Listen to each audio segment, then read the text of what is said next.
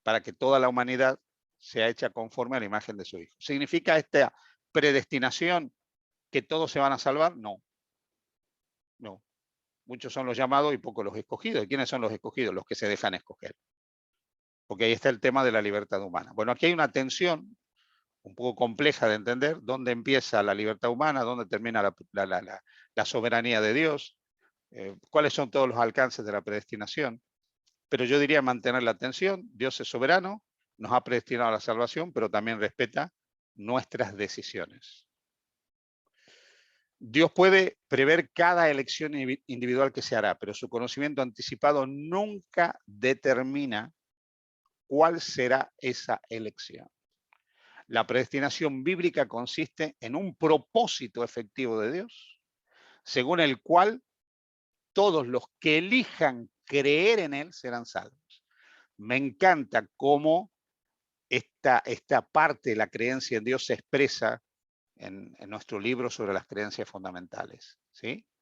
Dios puede prever cada elección individual que se hará, pero su conocimiento anticipado no determina cuál será esa elección. La predestinación bíblica consiste en el propósito efectivo de Dios, según el cual todos los que elijan, libertad humana, creer, serán salvos. Y eso también lo encontramos en Juan 1:12, que dice: a los que creyeron les dio potestad de ser hechos hijos de Dios, o en Efesios 1:4-10, donde dice que por la fe, cuando creemos, cuando aceptamos al Señor, somos redimidos e injertados en la familia de Dios. Este conocimiento anticipado de Dios del cual estamos hablando es el hecho de que Dios sabe lo que harán los seres humanos, pero no estorba la elección del ser humano. Por algún motivo que nosotros no llegamos a entender completamente, Dios ha elegido no violar la libertad del ser humano. Y aquí yo voy a decir algo que yo entiendo ya a nivel teológico de mi cosecha personal.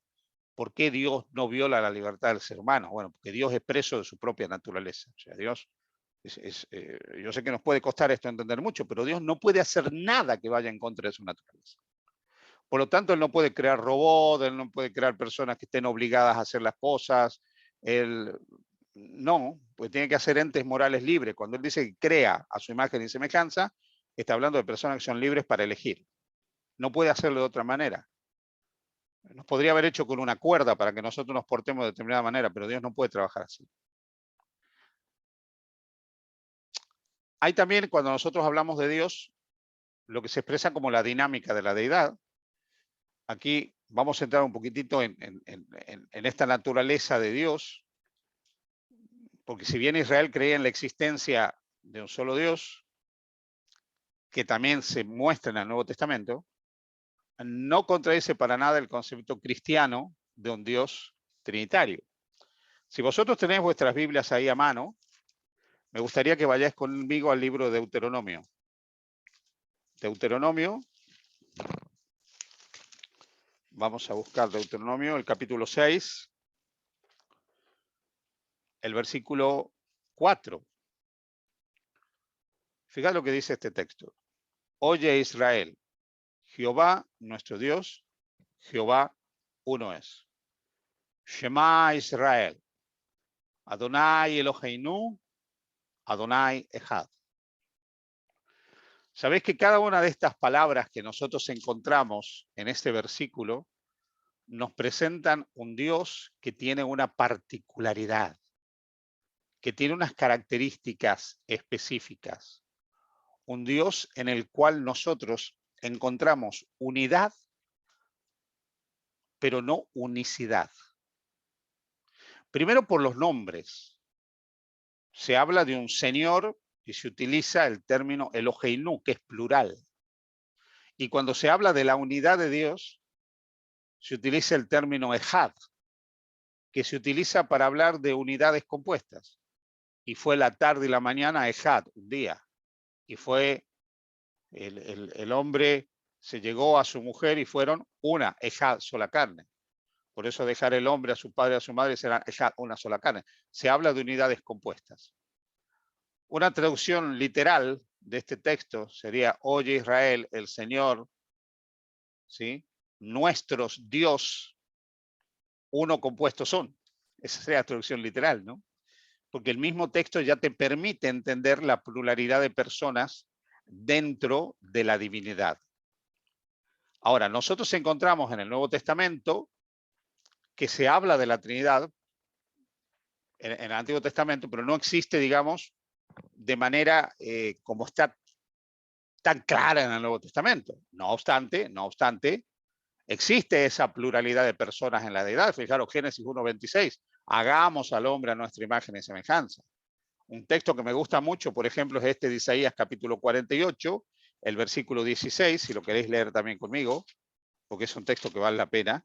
Isaías capítulo 48, versículo 16, dice, acercaos a mí, oíd esto, desde el principio no hablé en secreto, desde que eso se hizo allí estaba yo.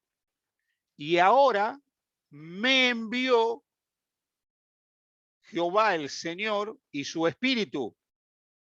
Aquí, ¿quién está hablando? Está hablando el enviado, que en este caso es el Verbo, el siervo de Dios.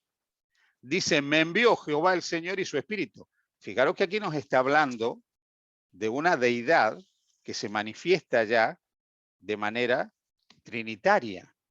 Así que nosotros ya encontramos en el Antiguo Testamento que se habla del siervo de Jehová enviado por Jehová, por el Eterno, por el Espíritu. Y una cosa que se muestra con toda claridad es que no hay distancias, no hay separación en esta divinidad. O sea, aunque son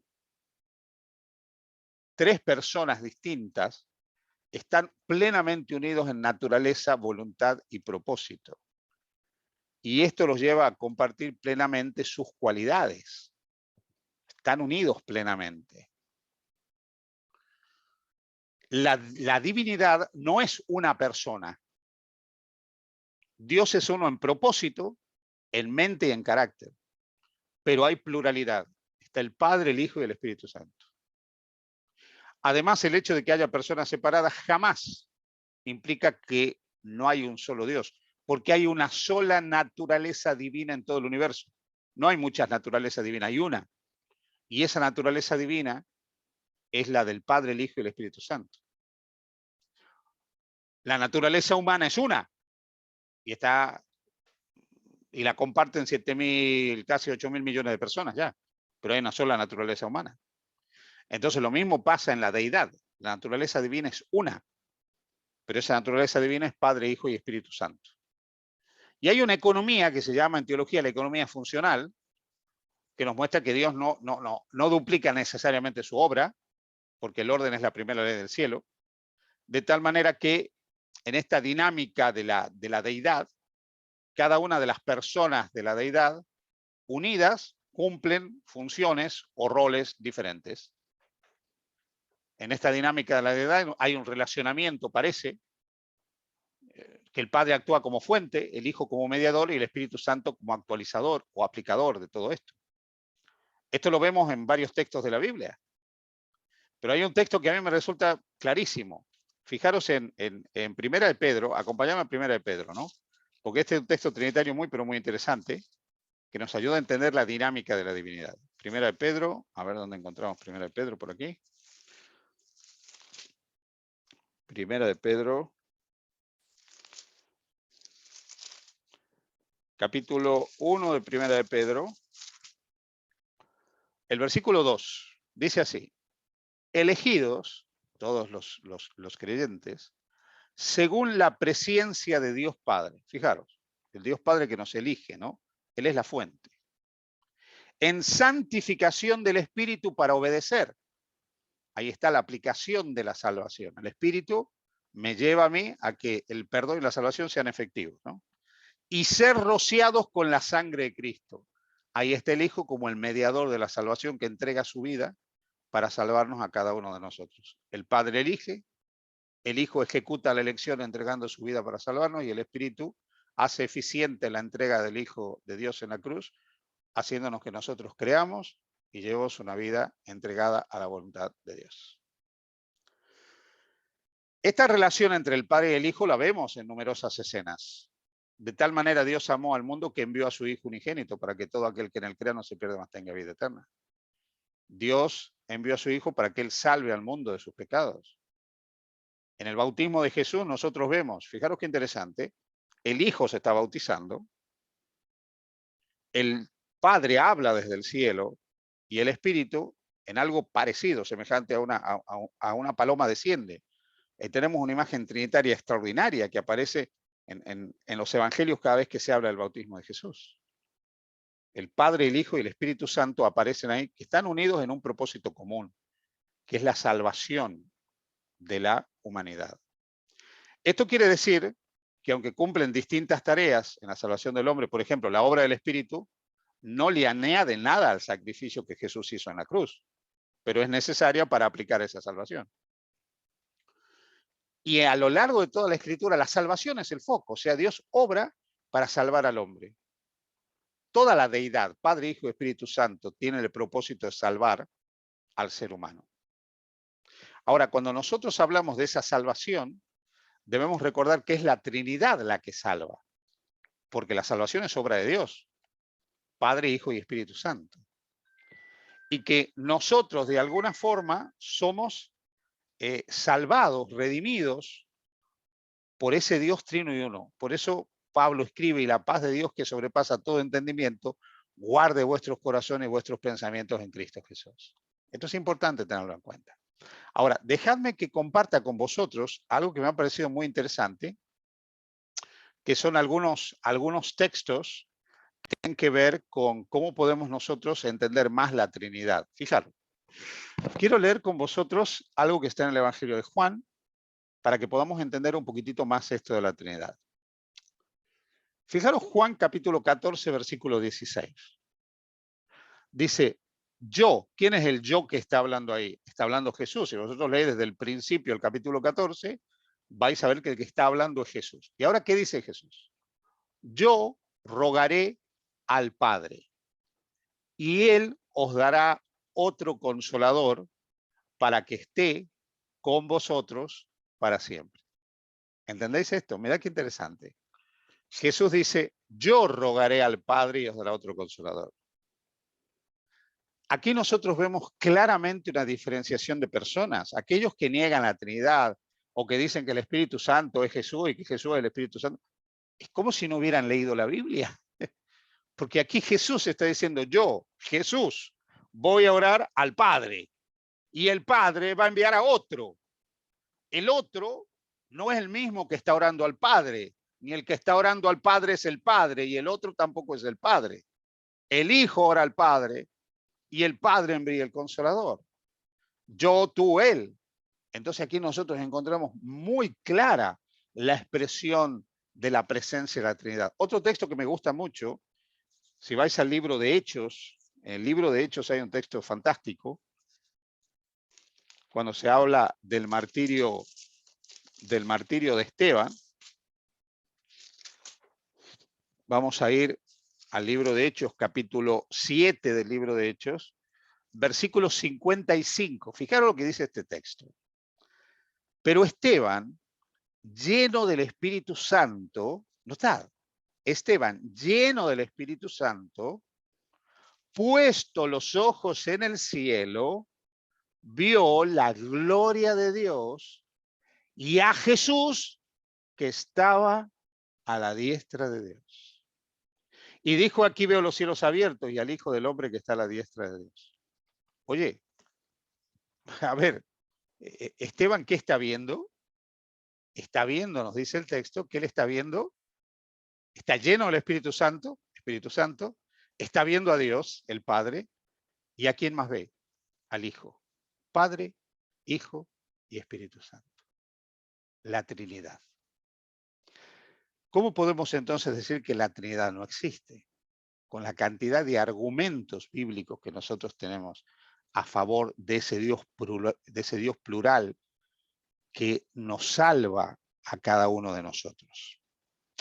No lo vamos a hacer hoy porque no nos va a dar el tiempo, pero sí me gustaría, para los que no han estado en alguna de estas ponencias que yo he tenido en alguna vez, Y los que más sufren son los hermanos de Badalona, pobres, ¿no? Porque a ellos les toca aguantarme ya hace mucho tiempo. Pero hay una ponencia que yo creo que ellos ya la vieron, ¿eh? Pero sí en algún momento me gustaría compartirla con vosotros, que es esta, ¿sí? La Trinidad en el pensamiento teológico adventista y en los escritos de Elena de White. Aquí nosotros podemos ver perfectamente cómo la creencia en la Trinidad ha sido parte del adventismo desde sus orígenes y cómo ha ido evolucionando el concepto trinitario, cómo se ha ido desarrollando dentro de la Iglesia, ¿no? Es un estudio histórico, teológico, exegético. Pero claro, estamos hablando de la friolera de 111 diapositivas que yo tengo aquí. Entonces yo lo que voy a hacer a partir de la próxima semana, si os parece, voy a compartir esto con vosotros, pero lo vamos a ir dividiendo, porque si tenemos que ver las 111 diapositivas, fijaros, ahora hemos visto solamente algunas, y esto estaríamos aquí hasta muy tarde. Pero sí lo vamos a ir viendo por secciones, vamos a ver cómo históricamente se entendió la Trinidad, vamos a ver lo que la Biblia enseña acerca de la Trinidad, vamos a ver una cantidad de versículos, vamos a ver lo que el lenguaje dice acerca de la Trinidad, bueno, y lo vamos a ir analizando de manera más profunda. Y esto a mí me parece importante porque, mirad, yo creo, ¿cuántos de vosotros conocieron a Francesc Gelabert? ¿Alguno lo conoció? Sí, es el hermano de Ramón Gelabert, ¿no? Sí, que alguno lo habrá conocido. Bueno, él decía algo, yo lo digo esto del cariño, ¿no? Pero es algo que él alguna vez decía. Decía, menos mal, dice, menos mal que existen los testigos de Jehová y los mormones. Porque si no, todos los locos se nos vendrían a la iglesia adventista. ¿Sí? Entonces, ¿por qué os digo esto? Porque de cuando en cuando parece que todos los raros tienen que aparecer por la iglesia adventista, ¿no? Y claro, incluso nos aparecen raros con cuestiones teológicas. ¿Cómo si la teología ya no hubiera sido suficientemente explorada y no hubiera respuesta prácticamente para los grandes debates teológicos que hay? Cuando nosotros hablamos de Dios, la cuestión de Dios, pero más dentro del cristianismo, lo de la naturaleza de Cristo, la persona de Jesucristo, la divinidad de Jesucristo, la Trinidad, esto, permitidme que os diga, quedó muy claro en la iglesia cristiana en los primeros 3 siglos del cristianismo. Se dieron todos los debates que se tenían que dar, se discutió todo lo que se tenía que discutir y se resolvió todo lo que se tenía que resolver. ¿Sí? Los primeros 3 siglos del cristianismo, entre el año 31, fíjate lo que os digo, ¿no? Entre el año 31 y el año 300 de la era cristiana, todo estaba discutido y todo estaba resuelto. Y por otra parte, con un apoyo bíblico extraordinario. Claro, de pronto hay personas que quieren saber más que la historia, que quieren saber más que la teología, que quieren saber más que otros teólogos y que quieren saber más que la Biblia misma. Y empiezan a cuestionar creencias que no debieran ser tan complicadas, no digo ya de entenderlas, pero sí de aceptarlas. Que esto es lo que hizo Jaime White. Jaime White al principio, porque él venía de una denominación de la cual vinieron muchos precursores, muchos que formaban parte del adventismo original, que se llamaba la Conexión Cristiana, ellos eran semi-arrianos, o sea, en realidad eran unitarios. Ellos básicamente no creían en la Trinidad, ¿vale? Pero Jaime White, cuando él estudió en la Biblia el tema de la Trinidad, Jaime White dijo, yo no puedo explicar la Trinidad, pero ya no la puedo negar. Eso hace un hombre que es fiel en su lectura del texto. Yo no la puedo explicar, pero no la puedo negar. ¿Cuál es el problema? Que a lo largo de la historia, ayer, hoy y mañana, aparecen teólogos, personas que han querido explicar la Trinidad y como no han podido, ¿qué han hecho? La han negado. Y esto es lo que recientemente nos ha pasado a nosotros dentro de la iglesia con una figura tan maravillosa tan querida y tan histórica como de nuestro querido pastor Antolín Diestre. ¿Sí? Él no ha podido explicar la Trinidad. Finalmente no ha podido. Porque la mente de él, que es una mente que tiene una expansión tremenda, ¿no? Porque yo después de 10 minutos ya no le sigo el hilo del pensamiento, ¿no? O sea, Antolín, a diferencia de nosotros, le sobran neuronas. A mí me faltan, a él le sobran, ¿vale? Entonces, él no ha podido explicar la Trinidad. ¿Cuál ha sido la salida? Como racionalmente no le he podido explicar, la niego. Pero eso que le ha pasado a él, le ha pasado a montones de personas. Lo que pasa es que esto, lamentablemente, nos afecta a nosotros dentro de la iglesia, pero esto no es nuevo. Hace algunos años aparecieron todo esto que también negaban la Trinidad, negaban los escritos del Espíritu de Profecía. ¿Os acordáis? Creo que incluso en alguna iglesia, en Badalona misma, hubo un coletazo, personas que se fueron de la iglesia, compañeros míos del ministerio, se fueron del ministerio porque dejaron de creer en eso. Yo creo que aquí nosotros también necesitamos humildad, ¿no? Humildad, porque yo algo no lo puedo explicar totalmente, pero no lo puedo dejar de creer. Cuando yo, por ejemplo, veo la escena del bautismo de Jesús, fijaros lo que os digo, la escena del bautismo de Jesús. El Hijo se está bautizando, ahí está, Jesús. El cielo se abre, escucho la voz del Padre y me dice que encima desciende el Espíritu Santo como paloma. ¿Qué hay ahí? Padre, Hijo y Espíritu Santo. ¿Cómo le quieres llamar a eso? Trinidad, cuatridad, no sé, ponle el nombre que quieras. Pero evidentemente estamos hablando que hay una pluralidad de personas en la deidad. Lo maravilloso es que esas personas actúan unidas. Por eso Pablo dice, Dios estaba en Cristo reconciliando consigo al mundo. Por eso se nos habla de la sangre del pacto eterno, ofrecida por el Espíritu eterno. Porque el Padre, el Hijo y el Espíritu Santo trabajan unidos para la salvación de la humanidad. Así, cuando Cristo estaba en la cruz, en realidad, no solo el Hijo se estaba entregando, el mismo Padre y el mismo Espíritu se estaban entregando a favor nuestro, en la persona de su Hijo. Estaban mostrándonos que el Padre, el Hijo y el Espíritu nos aman, con un amor tan grande que ellos no se imaginan el cielo sin nosotros.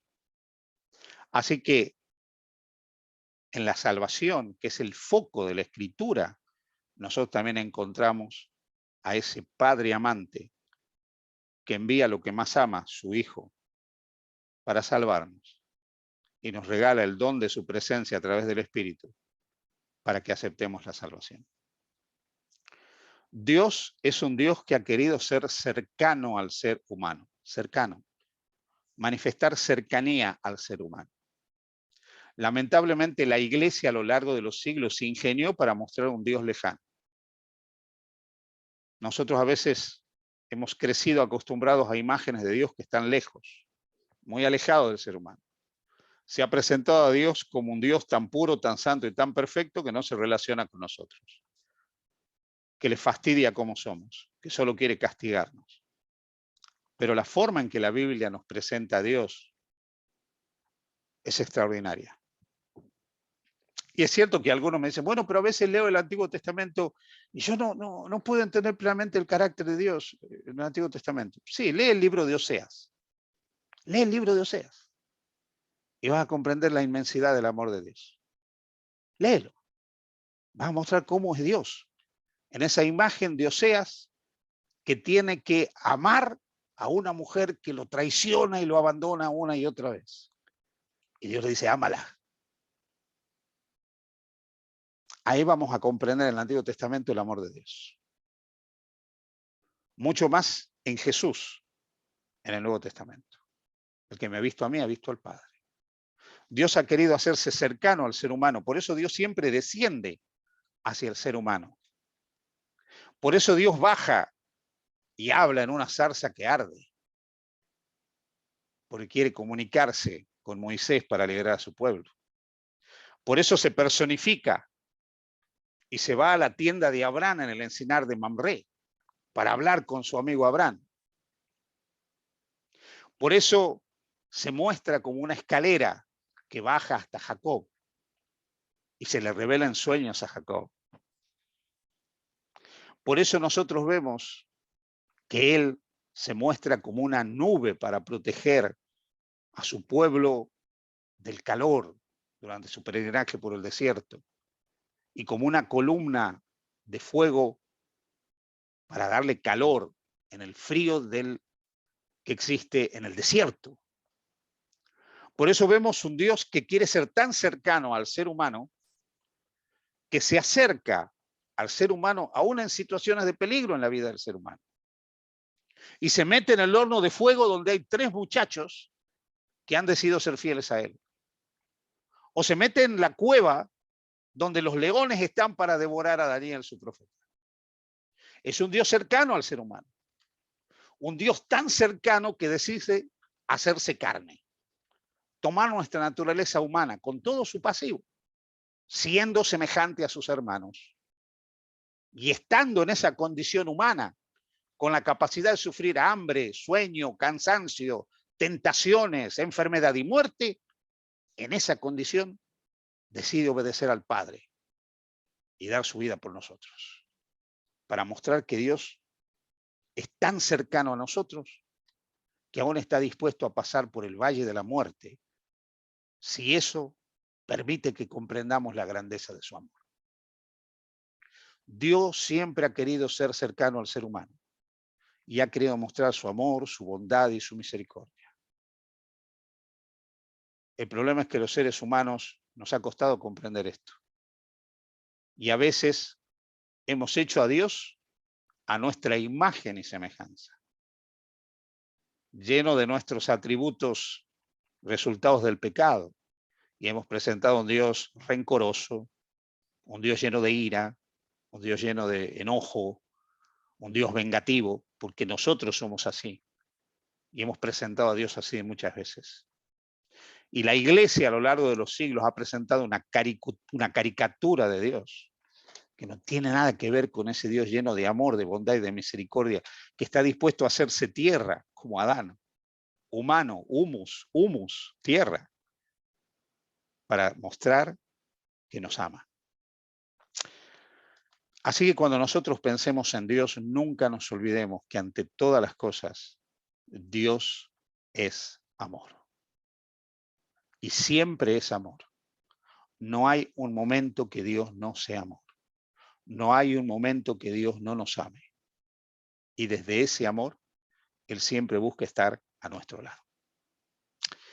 Muy bien, vamos a dejar el tema aquí. La semana que viene, Dios mediante, vamos a empezar con este estudio histórico para repasar un poquitito más a fondo el tema de la Trinidad, y vamos a poder compartir, digamos, este tema juntos, ¿sí?